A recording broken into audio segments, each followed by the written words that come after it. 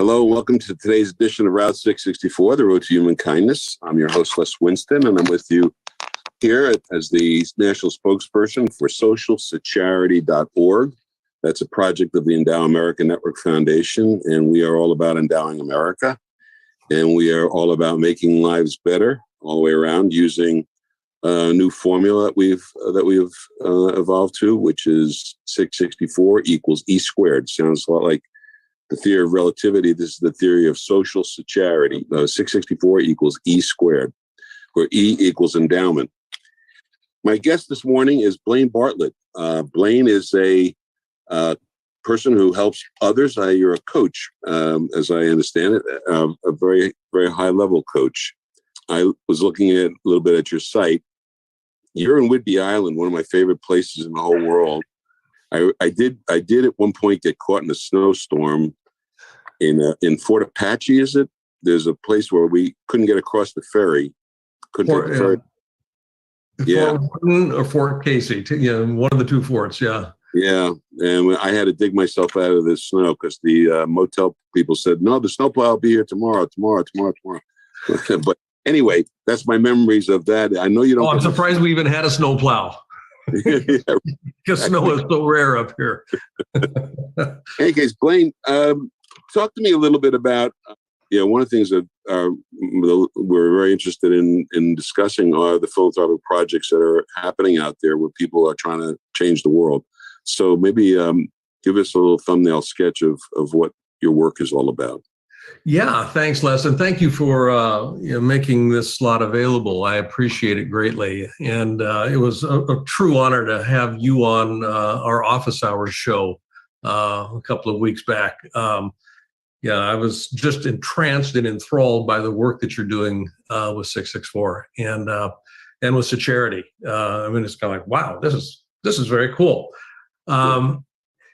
A couple of things here, and I'll get real specific here. I'll just go a little broader, and then I'll narrow in if that's okay. Sure. For me, the purpose of business is not to make money. With all due respect to Milton Friedman, I think he got that seriously wrong. The purpose of business is to uplift is to create the possibility of uplifting life on this planet. That's it simply. And if I'm uplifting, the possibility of life thriving on this planet, through the offering of my service or product, I've got a pretty good shot at being successful. I will make money. But if I go into it just to make money, then I start cutting corners, and then it becomes about, how do I win? And that will take the hindermost, so to speak. So there's that holistic framing that I think is absolutely crucial. Business needs to take responsibility for the whole, and business leaders that act in that way, are actually going to be successful long term, and the planet and everything and everybody on it will ultimately be successful as a consequence. That doesn't seem to be what we have right now, which is where I get very interested in the what we call the philanthropic side of business. David and I both have social enterprise partners that are doing, work on the ground, some of the most impoverished areas of the planet, where, if we look at Maslow's hierarchy, just coming in with conversations about being self-actualized and, just kind of go out and do good. You got to get the base, built first. Before, people have got an opportunity to really thrive. So surviving does come before thriving. So that's my preamble on this. So work doing with the Unstoppable Foundation would be one that we're going to be talking about here in a little bit. But you've got a question here, so go ahead. Yeah, I just wanted to. I've always understood, like, the MBAs that came out of Harvard for the longest time, maybe still coming out of Harvard, were all bottom line people. And I would suspect that had a huge influence on the business community, turning them away from being people-oriented and holistic, as you say, and as I agree with. I think that business is just another citizen in the community and needs to operate the same way as all citizens are, which is love for humanity and human kindness. And those two elements they should always be practiced, whether you are at the point of your success or not. As you work through this, you become more successful, I believe, by having those tenets as being open to helping people and not just looking at the bottom line. What would you say the receptiveness of the people is with regard to what you're saying? Yeah, I think that's if you had asked me that question 20 years ago when I first started on this, specifically, organizing my business and my practice around this philosophy, I would have said not very receptive. I remember giving a talk at a Renaissance weekend, literally about 20 years ago, to a group of Wall Street bankers, and I was talking about what ultimately became my thesis around compassionate capitalism. This whole idea that business does have a responsibility to take care of not just of the fiduciary stakeholders, but the stakeholders that are touched by the activities of their businesses, which by definition literally becomes everybody at some point in time. It's everybody on the planet. Yeah, everybody on the planet. I mean, I can be in the Mariana Trench and I will find microplastics. There's nothing that escapes the activity of business on this planet. Rainwater is polluted. There's evidence that you cannot get unadulterated rainwater today. Anywhere. Wow. On the planet. Yeah, and that's some of that. So some of that's caused by bottom line. Some of that's caused by just existing. If I'm a listener right now, folks are out there right now, they're listening to the statement of compassionate capitalism. And so you've kind of espoused that by saying businesses need to be holistic. People need to think about this holistically. But how do you get away? Do you think that what's happening now politically is dying, or is this going to be continuing that way? Or are we moving into the economic world where this compassionate capitalism can really exist? I believe, and I've got a very broad streak of optimism in my makeup. I really believe that we can turn this ship around. And kind of going back to the previous question, 20 years ago, I would have, it's kind of like, running into a brick wall. Today, I'm finding a lot of receptivity to the message that business has a role to play. Not only a role, it has a front seat role to play in actually creating a world where thriving is a possibility, not just surviving, hand to mouth sort of thing. And I'd look at millennials as an example. Young folks that are coming into the workforce today, they've got a different ethos about them. And that, to me, is very hopeful. And the idea of, when I mentioned compassionate capitalism, David Meltzer, my partner, we do a lot of work together. We co-wrote a book called Compassionate Capitalism. And I had started that book a number of years before David and I got together on this.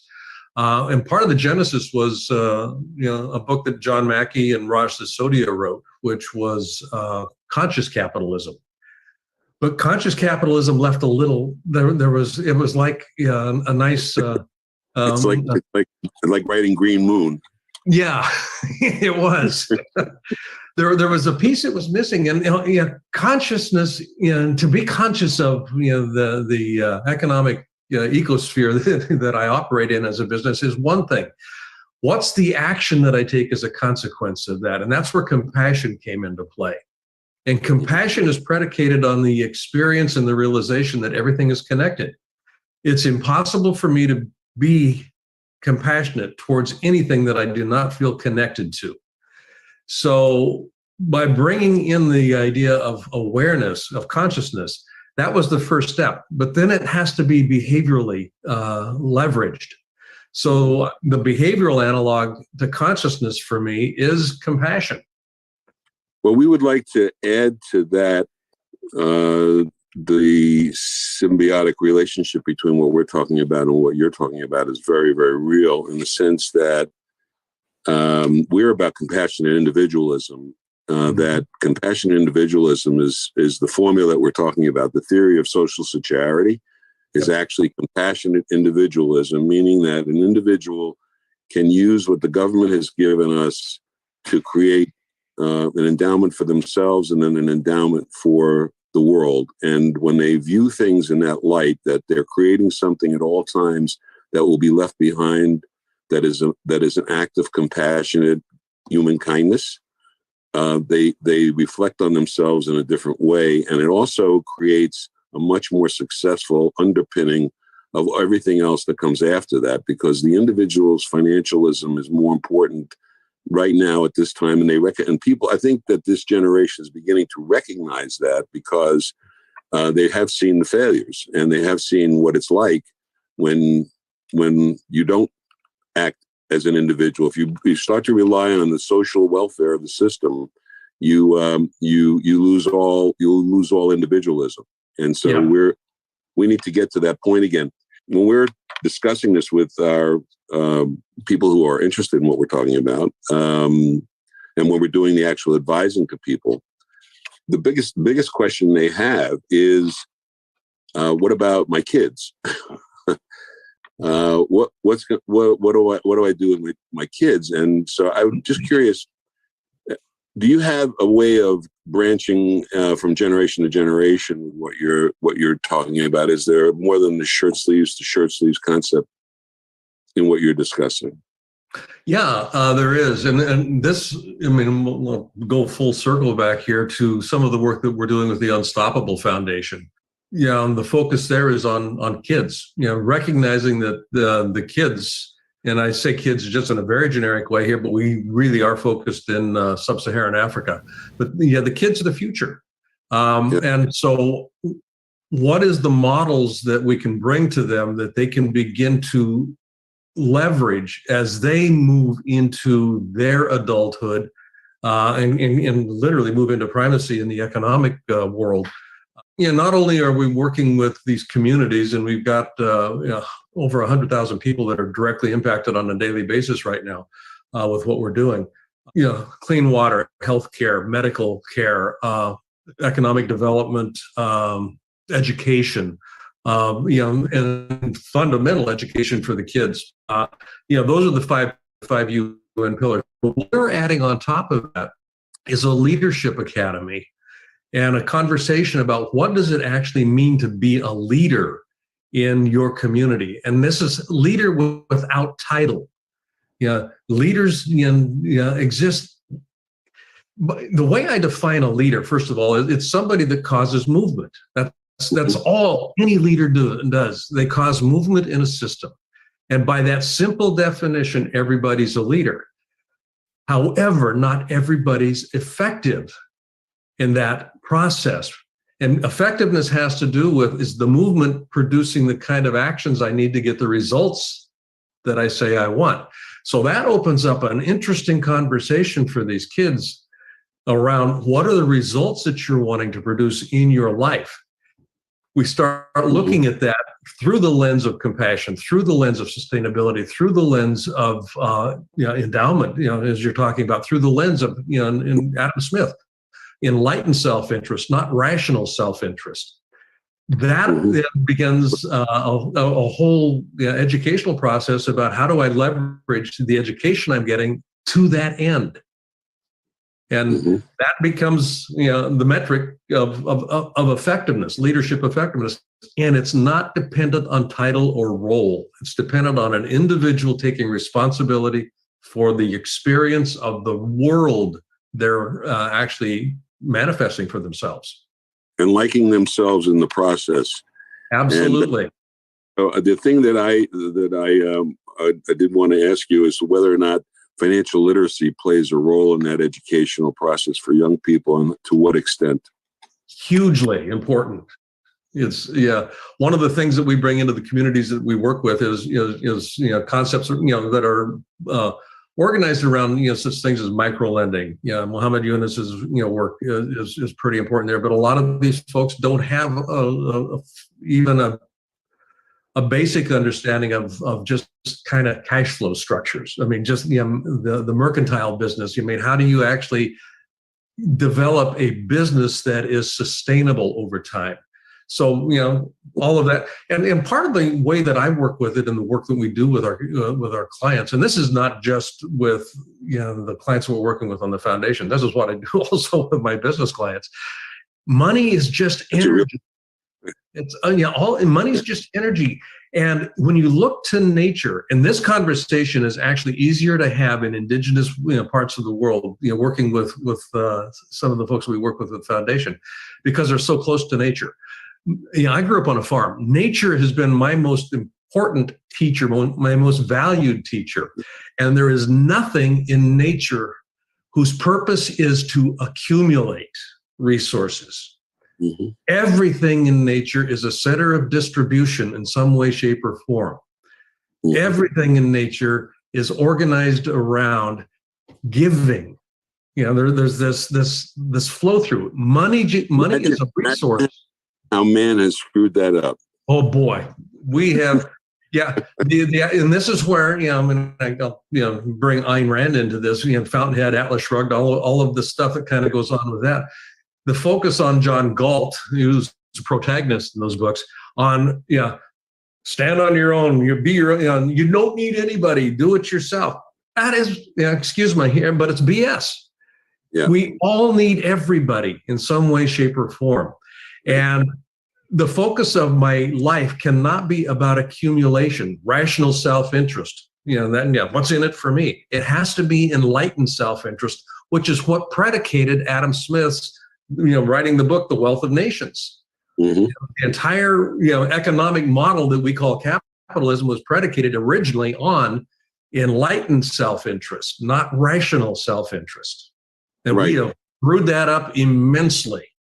Right. So one of the things that one of our objectives is, if I had my way with what we're doing, I would love to see every 13-year-old start their own 664 account, which is an enlightening opportunity for them, because they recognize the beginning that what they're accumulating will eventually go into the community. Though it will serve them while they're alive, it will eventually be left to the community. And that gives them a different take on what it is that they're accumulating. I mean, we can't say that about Social Security for sure. No, not anymore.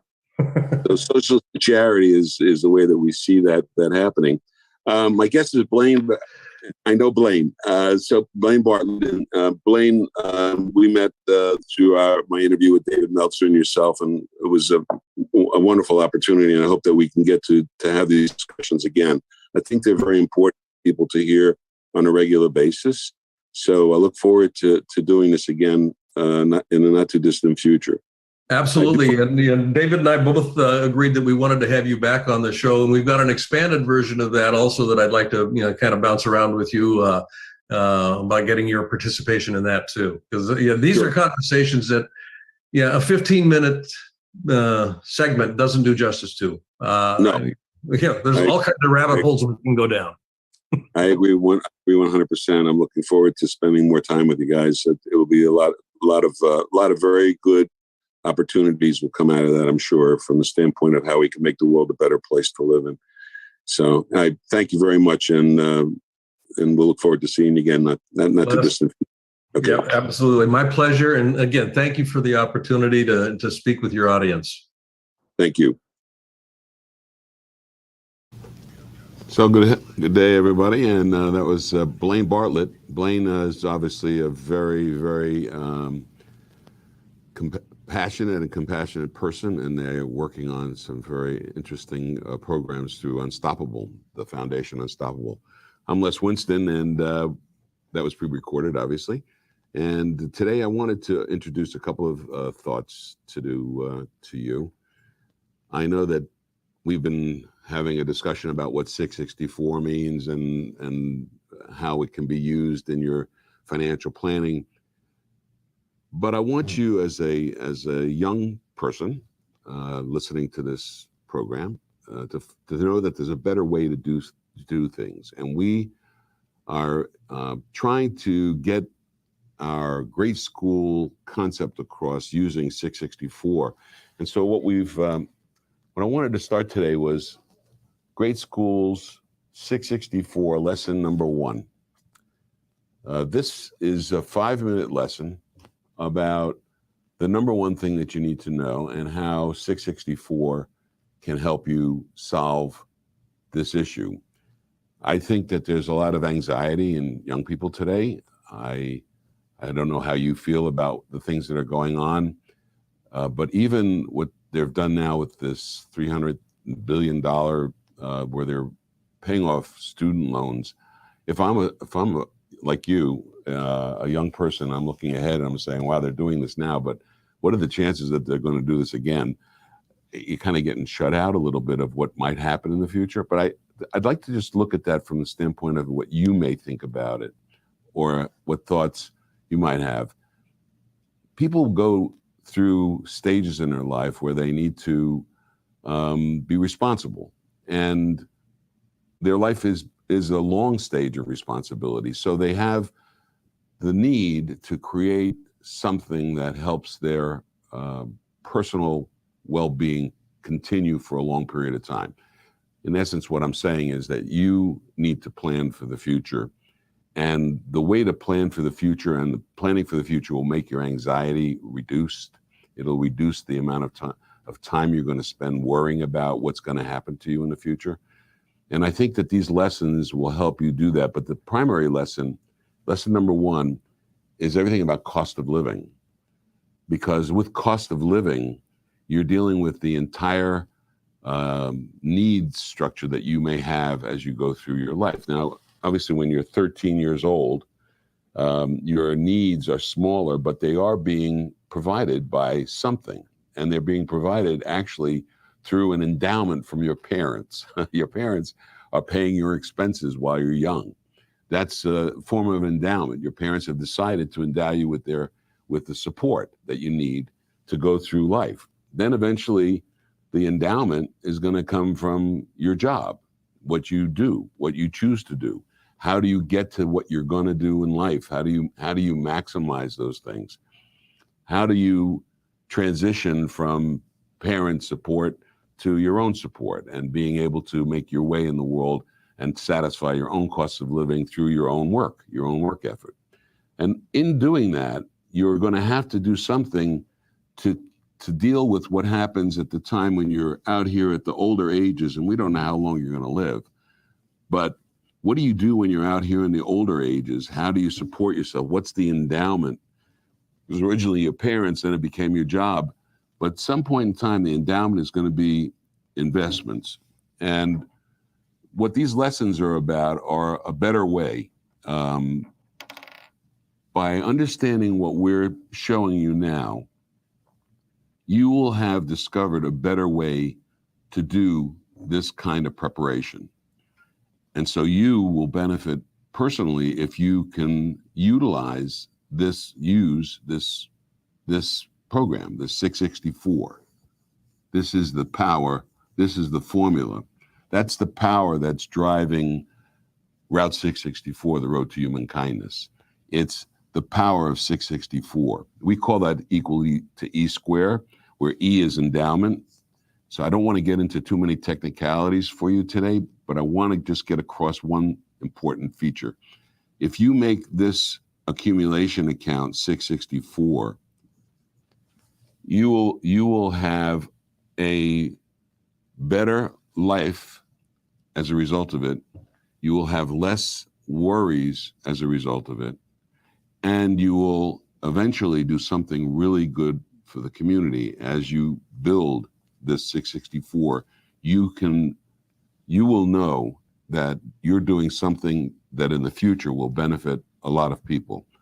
And that's something that people need to have. We need to have that in the human era, in this era of human kindness. And I think that we're entering the era of human kindness. And I know that may be really hard for you to really grasp at this time when there's so much going on in the world that makes it seem like there is no human kindness.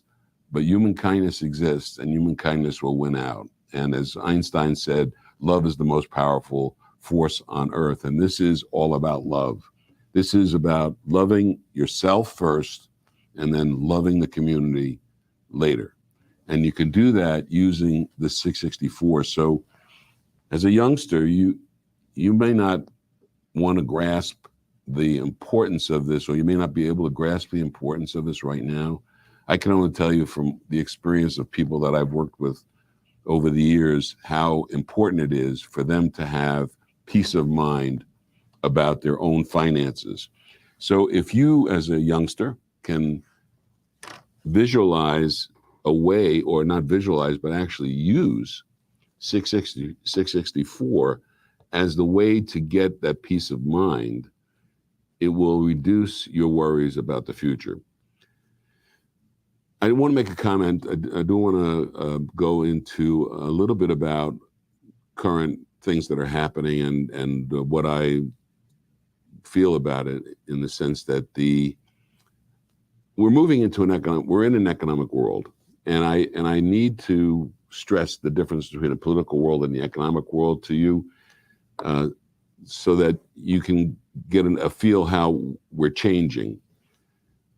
When government says they're going to give relief from student loans, and that relief is specifically to people who have loans outstanding, and it's a small section of the population. It's government giving tax dollars that we give to the government for support of the government to do something that supports private individuals. And it's not uniform, and it's not provided to everybody at the same level.